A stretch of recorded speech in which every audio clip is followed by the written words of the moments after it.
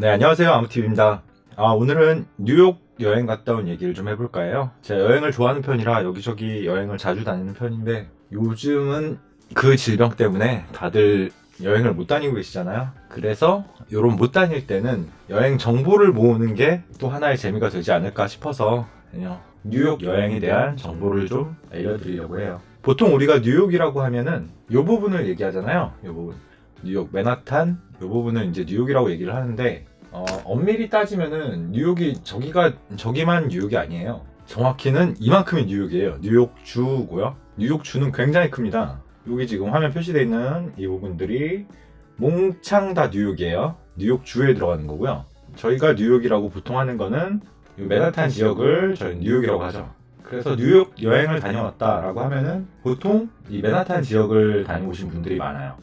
한 달 정도 다녀왔는데요. 그때는 여기 맨하탄 지역 외에 이쪽에 있는 요 이타카 지역까지 다녀왔어요. 요 호수 이름이 이제 핑거레이크 호수라고 손가락 모양을 닮아서 핑거레이크라고 하는 것 같은데 이쪽이 와인이 유명해요.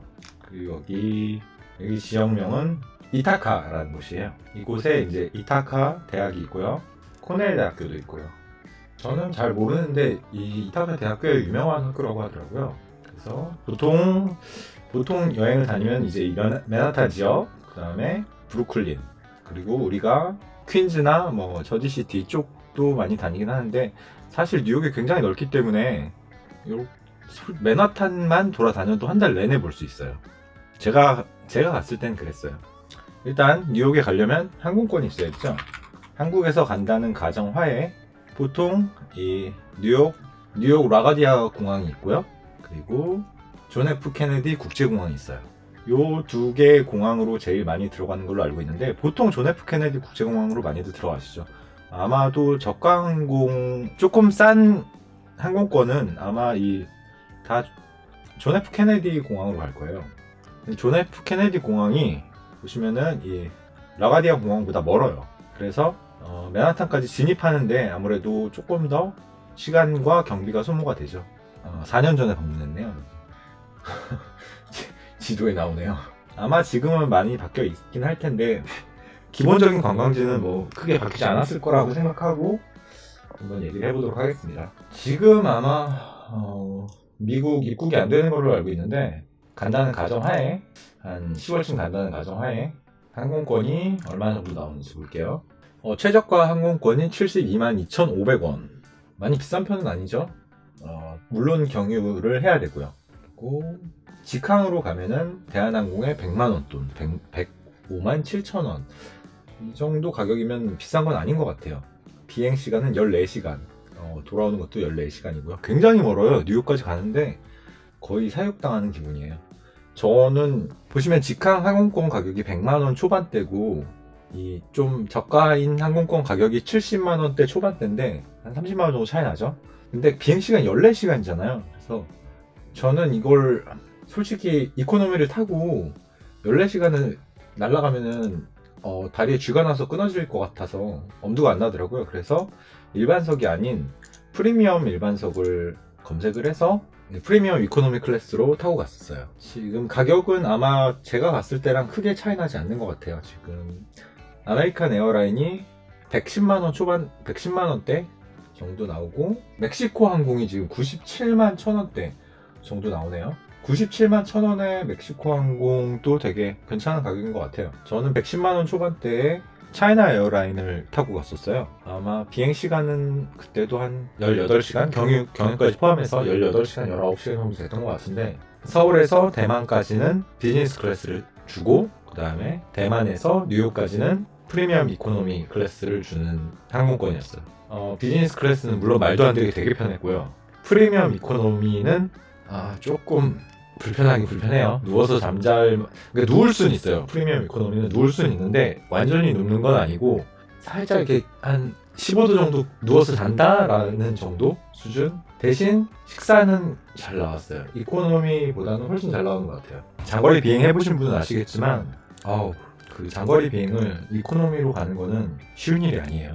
어쨌든 그렇게 뉴욕 공항에 도착하시면 시내로 진입을 하셔야 됩니다. 공항에서 시내로 가는 방법은 공항버스, 지하철, 뭐 택시, 우버 여러 가지 방법이 있겠죠. 본인이 할 수 있는 걸 맨하탄에 도착을 하면 일단 맨하탄 이쪽 시내 지역 쪽이 뭐 가보신 분은 아시겠지만 이쪽 타임스퀘어 메인 상권 쪽에 이쪽 안쪽에 숙소는 굉장히 비싸요. 뉴욕 물가가 비싸서 그런지 모르겠는데 정말 깜짝 놀랄 만큼 비쌉니다. 요즘은 아마 에어비앤비라든가 이런 게 좀 상황이 좋지 않아서 많이 할인하는 호텔이나 에어비앤비 같은 게 할인하는 게 많긴 할 텐데 그래도 제가 할 땐 정말 비쌌어요. 저는 다행히 이제 아는 지인이 있어서 시내에서 일주일, 요 아래쪽이었죠. 시내에서 일주일 정도 있었고요. 일주일은 여기서 일주일 동안 방을 빌렸었어요. 물론 개인실은 아니고 2인 1실에 그러니까 일반 가정집에 방을 빌려주는 거였는데 2인 1실이었어요. 그 가격도 하루 숙박에 한 4만원, 5만원 정도 선이었던 것 같아요. 싸지 않아요. 근데 제가 여기가 그때는 뉴욕을 한 번도 안 가봤을 때여서 지금 제가 있었던 이 에어비앤비 뉴욕집 이 위치가 여기서부터 할렘이더라고요. 아마 한 요 정도로 이렇게 잘리고 이 위쪽으로는 할렘이에요. 근데 저는 그걸 몰랐어요. 이때 갈 때만 해도 이걸 전혀 모르고 있었기 때문에 그 할렘에 대한 인식 자체도 없었고 분위기가 어떤지도 몰랐고 일단 그냥 싸니까 그리고 이 센트럴파크 근처에 있고 싶었어요. 그래서 이 집을 예약을 했었는데 생각보다 여기서 여기까지 거리도 꽤 멀어요. 이 거리도 꽤 멀더라고요. 걸어서 가기에는 한 10분 15분 정도의 거리가 되더라고요. 근데 저는 그때 돈이 없었기 때문에 거의 계속 걸어 다녔어요. 이 센트럴파크를 걸어서 한 바퀴 다 돌아본 적도 있어요. 굉장히 오래 걸립니다. 하루 종일 걸어야 돼요. 근데 돈 없으면 뭘 못하겠어요. 다 했죠. 여기 지금 지도에 별표 찍어놓은 곳은 아마 제가 거의 다 가본 곳일 거예요. 가려고 마음먹었거나 가본 곳 거의 다 가본 것 같아요. 일단 뉴욕을 여행하려고 마음을 먹으셨으면은 이런 패스가 있어요. 뉴욕 시티 패스, 뉴욕 빅 애플 패스, 뉴욕 익스플로러 패스 뭐 이런 식으로 패스가 있는데 보시면 이제 선택할 수 있는 게 있고 가격이 나와 있고 이런 식으로 되어 있죠. 제가 여기서 추천해 드리고 싶은 거는 일단 자유의 여신상 크루즈 요거는 타셔야죠. 그리고 엠파이어 스테이트 빌딩 전망대, 그 다음에 락펠라 센터 전망대 요 3개 정도는 거의 필수적으로 뉴욕에 가시면은 다 보는 곳이기 때문에 가시는 게 좋고 그 다음에 뉴욕 빅애플 패스에 포함되어 있는 이 마담 투소 요거 생각보다 볼만해요. 마담 투소 저는 재밌었어요. 요거 보러 왔었는데 재미가 있더라고요. 검색해보시고 본인한테 필요한 패스를 이제 골라서 사시면 되는데 국내에서 조금 할인된 가격으로 패스를 구입하신 다음에 뉴욕에 가서 이 패스를 이제 현물로 바꾸는 형식이더라고요. 그래서 저는 요 빅 애플 패스 구매했었던 것 같아요. 빅 애플 패스 구매하고 엠파이어 스테이트 빌딩 전망대, 락펠라 센터, 그다음에 마담 투소, 자유의 여신상 크루즈, 그리고 이 자연사 박물관 요렇게 5개 선택해서 구매를 했던 것 같아요. 그때도 한 100불 정도 했어요. 가격은 크게 지금 차이가 나지 않는 것 같네요. 그래서 이 패스를 구매하셔서 보시는 게 왜냐면은 뉴욕에 이런 엠파이어 스테이트 빌딩 전망대, 뭐 락펠라 센터 전망대 이런 곳이 입장료를 다 받아요. 입장료도 다 받고 생각보다 가격이 많이 비싸요. 한 개당 뭐 30불, 50불 막 이렇게 받는 데도 있더라고요. 아마 뭐 우리나라 63빌딩 전망대 올라가는데 돈 받듯이 그렇게 받는 건데 기다리는 시간도 길고 어쨌든 가격이 만만치 않아서 패스를 구매하시는 게 조금 길게 가시는 분들은 훨씬 그게 유리할 거예요. 어떤 순서로 알려드려야 되나? 요 밑에서부터 올라가는 순서로 알려드릴게요. 여행하기 좋은 것. 자, 보시면 여기 처음에 스태츄 오브 리버티 국가기념물이라고 되어 있죠. 이게 자유여신상이에요. 눌러보시면 자유여신상이 있죠. 요 섬으로 들어가는 유람선도 있고 그냥 요 섬을 이렇게 근처에 서서 이렇게 한 바퀴 돌아보는 패스도 있어요. 그거는 이제 본인 마음에 드는 거를 고르시면 되는 거고 근데 이 자유의 여신상을 무료로 보는 방법도 있어요. 이곳 이 사우스페리라는 곳에 가시면 스테이튼 아일랜드라는 곳으로 가는 여기서 여기까지 출퇴근하는 무료 페리가 있어요. 무료 페리 시간은 좀 확인하시고 가시고 여기서 여기까지 이렇게 배가 왕복을 하기 때문에 여기 있는 자유의 여신상을 볼 수가 있어요. 물론 가깝진 않아요. 조금 멀리서 보는데 그래도 무료로 볼 수 있다는 게 어때요? 그리고 생각보다 저 자유여신상이 꽤 커요, 조형물이. 그래서 멀리서 봐도 저게 자유여신상이다라고 알 수 있을 정도는 됩니다. 그리고 이 스테이튼 아일랜드 무료 페리를 타시면은 여기서 여기까지 이제 출퇴근하는 사람들을 위한 페리다 보니까 정말 각양각색의 사람들을 볼 수 있어요. 정말 온 전 세계의 민족이 그 페리에는 다 타고 있는 것 같아요.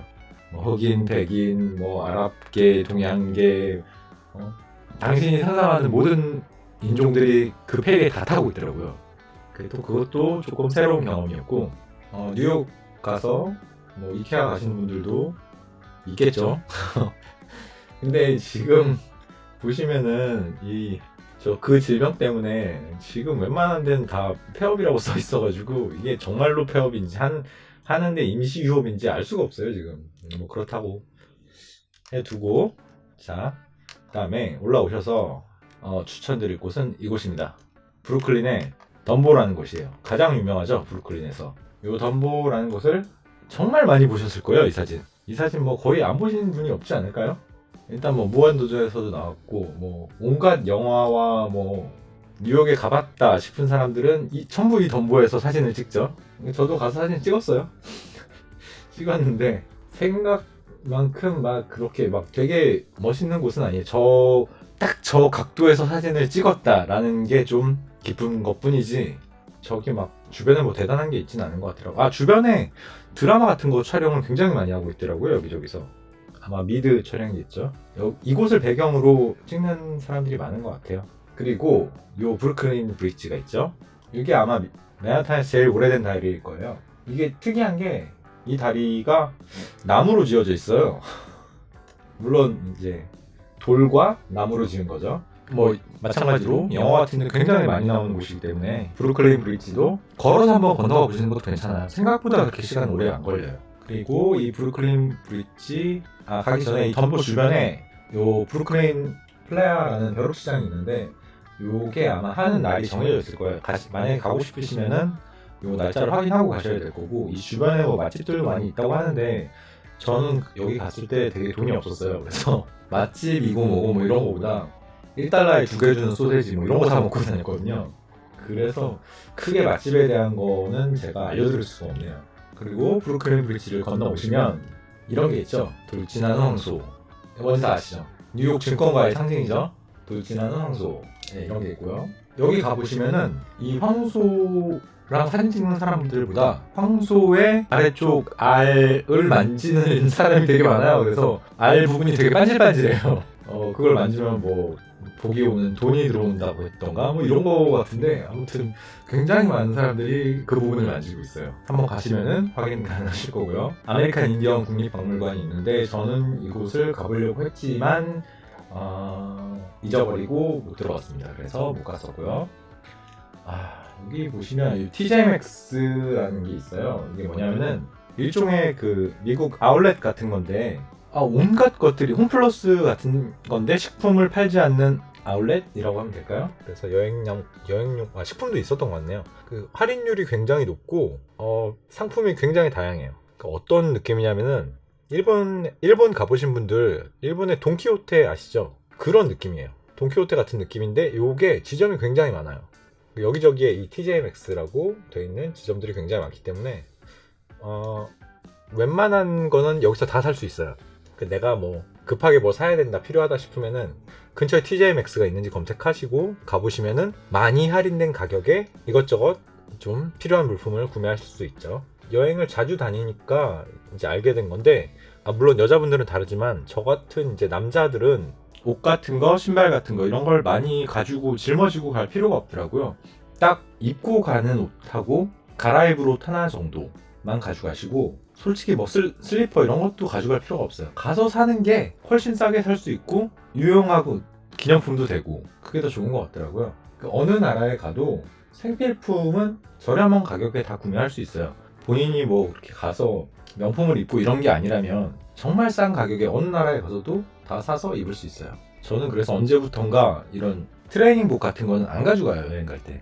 입고 갈 때도 있지만 가서 삽니다. 보통 가서 그 나라의 가장 커다란 할인 마트나 뭐 아울렛 이런 데 가서 트레이닝복을 사시면 보통 바지 뭐 10,000원 뭐 이렇게 살 수 있어요. 스레빠 뭐 5,000원 보통 이렇게 사기 때문에 그거를 들고 다니느라고 짐을 더 늘리는 것보다 그냥 가서 사시는 게 나을 수 있어요. 어쨌든 여행 가면 돈 쓰시고 그런 게 이제 기념품도 되는 거고 구경하는 재미도 있거든요. 그래서 이 TJMX 추천드리고요. 저는 아주 좋았어요. TJMX 보시면 여기가 뉴욕 증권거래소죠. 유명합니다. 뉴욕 증권거래소.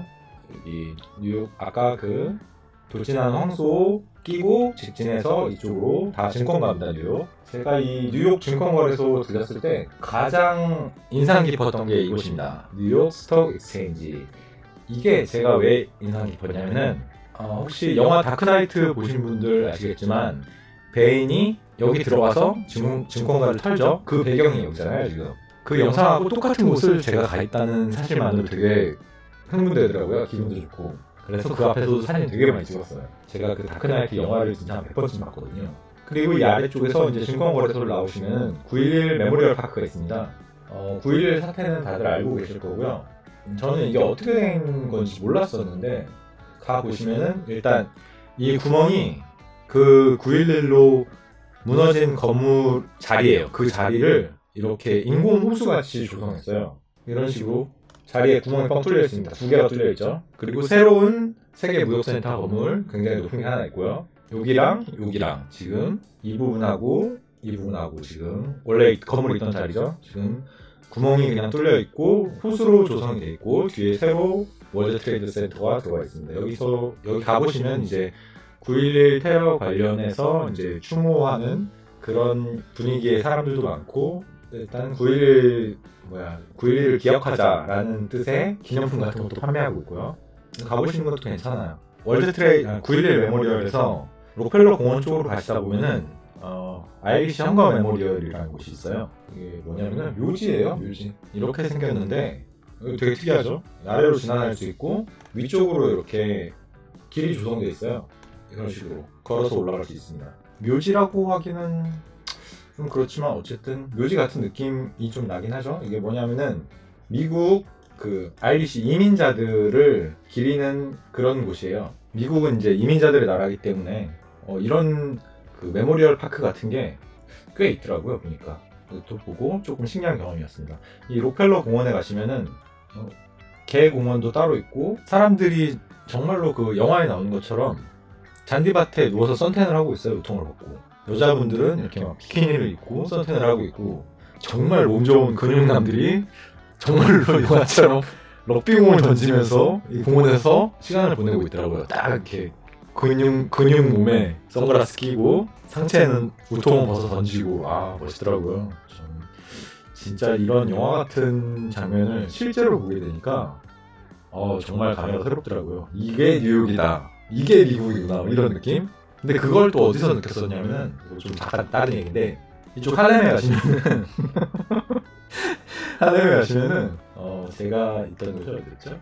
네, 이쪽이죠. 에어비앤비 뉴욕집 이쪽에서 이쪽 센트럴파크 가는 이쪽 근처에 지하철역 가는 근처에 농구 코트 같은 게 꽤 있어요. 근데 거기에 정말 무슨 NBA 선수 같은 흑형들이 농구를 하는데 하프 코트 농구를 하고 있는데 무슨 영화 같아요. 정말 진짜 막 덩크슛 하면서 탄력이 흑인들은 정말 제가 뉴욕 가서 가장 감동했던 장면 중에 하나였던 것 같아요. 이게 이야기가 잠깐 딴 데로 샜는데 어쨌든 록펠러 공원에서 잠깐 휴식을 취하는 것도 나쁘지 않습니다. 반센 노블 이제 서점인데요. 저 외국에 가면 꼭 서점 같은 곳을 꼭 들려봐요. 왜냐면 그쪽에서 파는 이제 기념품이나 제가 마그넷을 꼭 모으는 편이거든요. 그래서 그런 걸 구하기 위해서도 한 번씩 가보긴 해요. 근데 이 반센 노블 서점은 피규어 이런 것도 팔더라고요. 그것도 할인된 가격이. 그래서 아마 조금 샀던 것 같아요. 이렇게 맨하탄의 제 아래쪽을 좀 살펴봤고요. 시간 되는 대로 조금씩 더 영상을 만들어서 위에 부분도 소개해 보도록 하겠습니다. 오늘 영상은 여기까지고요. 지금까지 아무TV였습니다. 시청해주셔서 감사합니다.